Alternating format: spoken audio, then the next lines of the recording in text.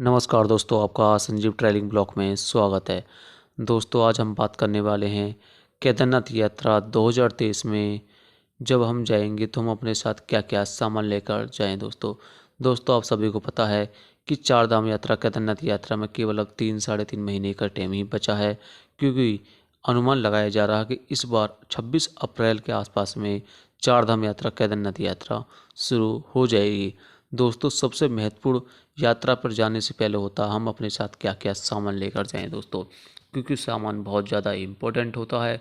क्योंकि आप सभी को पता है कि चार धाम यात्रा और केदारनाथ यात्रा में अगर हम सामान लेते हैं जाकर उत्तराखंड में तो बहुत ज़्यादा महंगा पड़ता है।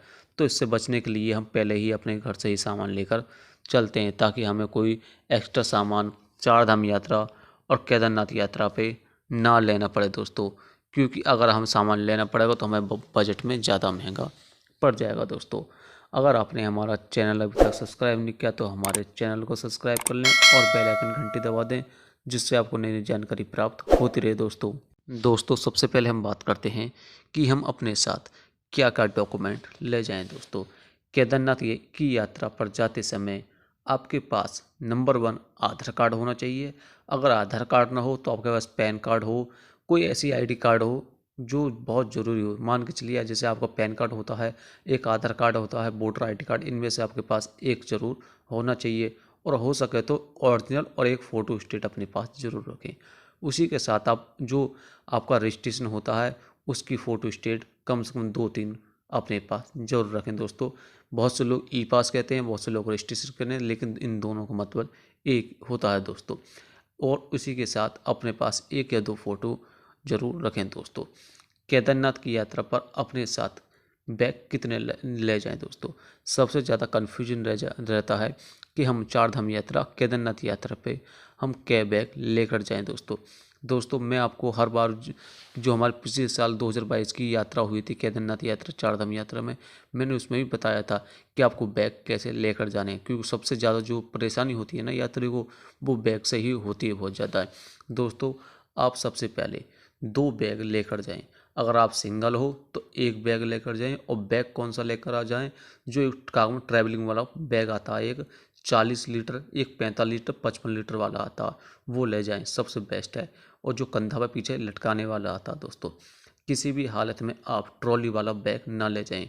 अगर आप सिंगल जा रहे हो या पूरी फैमिली के साथ जा रहे हो तो आप किसी भी हालत में आप ट्रॉली वाला बैग ना ले जाएं दोस्तों, क्योंकि आपको बहुत ज़्यादा परेशानी हो सकती है। आप बैग ले जाएं पीछे टांगने वाले। अगर आप पूरी फैमिली के साथ भी जा रहे हो तो जो पीछे बैग टांगते हैं 50, 55, 70 लीटर तक के आते हैं, उनमें आराम से आप एक, अगर आप कम से कम 4 या 5 जने जा रहे हो तो आपका एक बैग में आराम से सामान आ जाएगा 70-75 लीटर वाले में दोस्तों। आप कोशिश करें कि आपको ट्रॉली वाला बैग बिल्कुल ना लें। अगर आप इसे लोगे तो आपको बहुत ज़्यादा परेशानी हो सकती है और सबसे ज़्यादा आपको परेशानी देखने को मिलती है दोस्तों। अब हम बात करते हैं सबसे इम्पोर्टेंट बैग के बाद में कि हम अपने साथ कपड़े कौन कौन से लेकर जाएं दोस्तों। केदारनाथ की यात्रा पर जब भी आप जाएं तो आप अपने साथ दोनों टाइप के कपड़े, यानी गर्म मौसम के दौरान, मतलब अगर आपका मतलब ये है कि अगर आप मई जून जुलाई में जा रहे हो तो अपने साथ गर्म कपड़े भी ले जाएं और गर्मी के भी कपड़े अपने साथ ज़रूर ले जाएं दोस्तों। क्योंकि हम मौसम का पता नहीं रहता कि कब ठंड हो जाए और कब गर्म मौसम हो जाए दोस्तों।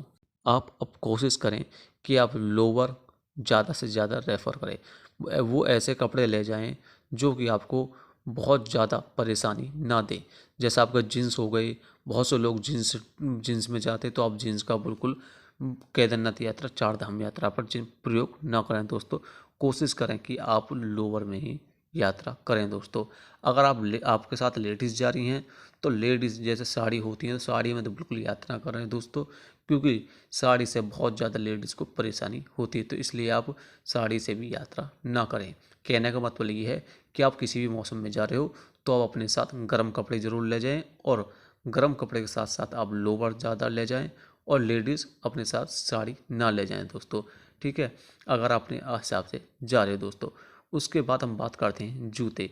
हम केदारनाथ यात्रा पर हम कौन से टाइप के जूते ले जाएं दोस्तों, केदारनाथ की यात्रा पर जाते समय जूता एवं सॉक्स को लेकर भी लोगों के मन में कन्फ्यूजन होता है कि यहाँ पर कैसा जूता एवं कितनी जोड़ी सॉक्स लेकर जाएं।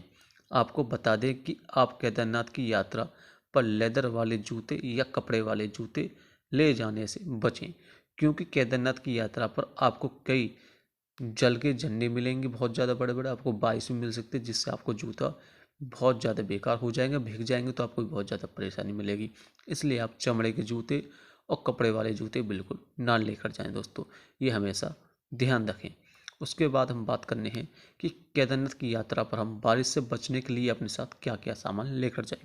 दोस्तों, केदारनाथ की यात्रा पर जाते समय आप अपने साथ अपने ज़रूरत के हिसाब से छाता, रेनकोट एवं अपने साथ ले जाने वाले बैग या सामान के लिए रेन कवर अवश्य ले लें दोस्तों।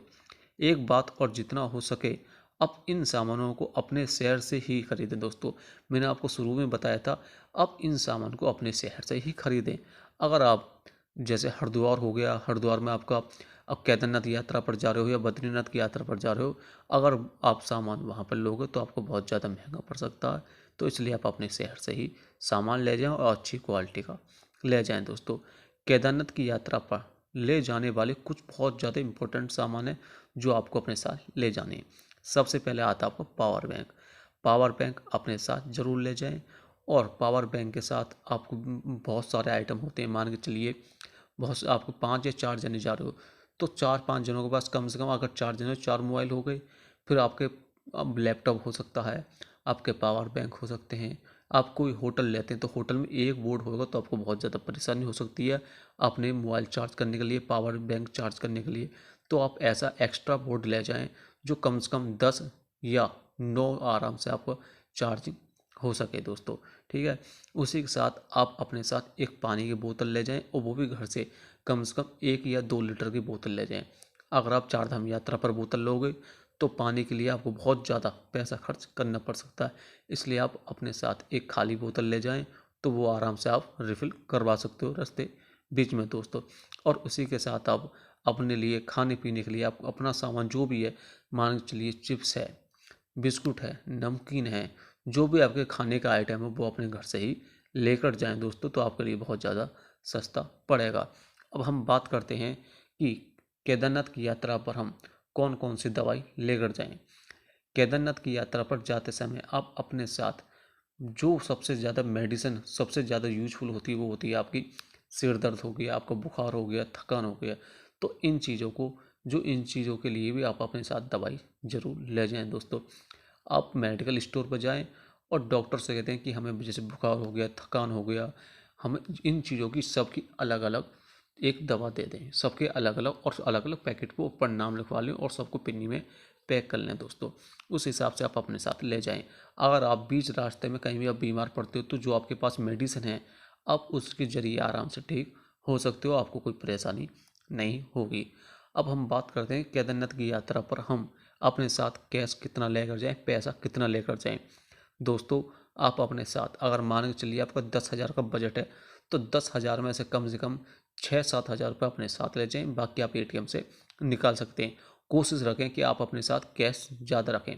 कैश ज़्यादा मतलब है कि देखो, अब तो फिलहाल केदारनाथ यात्रा, चार धाम यात्रा पर आपको एटीएम बहुत कम मिलेंगे, लेकिन आपको पता है कि पे फोन और गूगल पे का ये एटीएम जमाना है। ठीक है। अगर आपके पास पे फोन है और गूगल पे, अगर ये चीज़ व्यवस्था है तो आप आराम अपने साथ मुश्किल से 3-4 हज़ार रुपये लेकर जा सकते हैं। बाकी आप स्कैन करके आप अपना पेमेंट कर सकते हैं, कोई परेशानी नहीं है। अगर आपके पास ये चीज़ बिल्कुल नहीं है तो आपका 10,000 बजट है, तो आप 10,000 में से 7-8 हज़ार अपने साथ आराम से लेकर जा सकते हैं दोस्तों, ये कुछ सामान था जो अपने साथ आपको लेकर जाना बहुत ज़रूरी है दोस्तों। आपको अगर हमारी वीडियो अच्छी लगी हो तो लाइक करें, शेयर करें। हर हर महादेव।